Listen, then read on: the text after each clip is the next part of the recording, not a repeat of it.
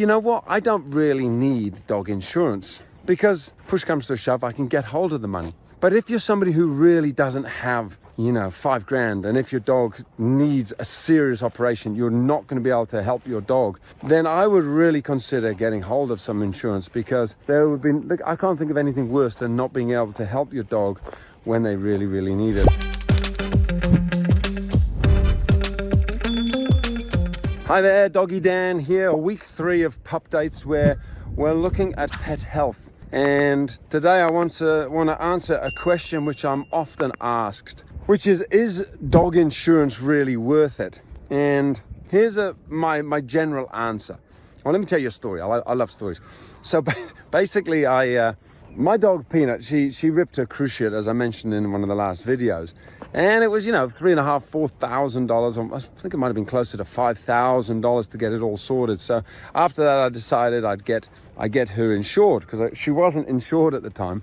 So I got her insured, and in fact I got my other dog insured, Inca, as well. So I was paying I don't know, $500 in total a year, and maybe a bit more. This was quite a while back, and they both lived for about 10 years. And I don't ever remember really making any decent claim that was worth claiming. So I think $500 a year for 10 years, $5,000 I paid.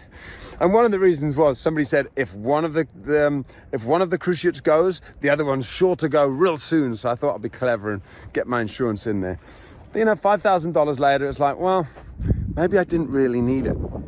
So there's no way of knowing whether you're going to suddenly stumble across some huge claim that you're going to need to put in, you're going to need it. But what you can do is this.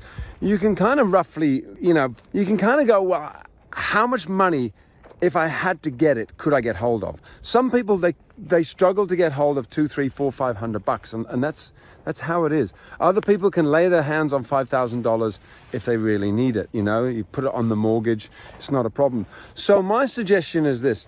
If you can get hold of, $5,000, $10,000, even $20,000 at a push, because you just put it on the mortgage, you might go, you know what? I don't really need dog insurance, because push comes to a shove, I can get hold of the money. But if you're somebody who really doesn't have, $5,000, and if your dog needs a serious operation, you're not going to be able to help your dog, then I would really consider getting hold of some insurance, because I can't think of anything worse than not being able to help your dog when they really, really need it. And a couple of other things to consider. Pedigree dogs, they do seem to have, studies have been made. They do have a lot more, they have higher health bills or more health issues, I should say, partly because the breeding it's closer breeding. The breeding pairs are all closer, they're related much closer than, mixed breed dogs.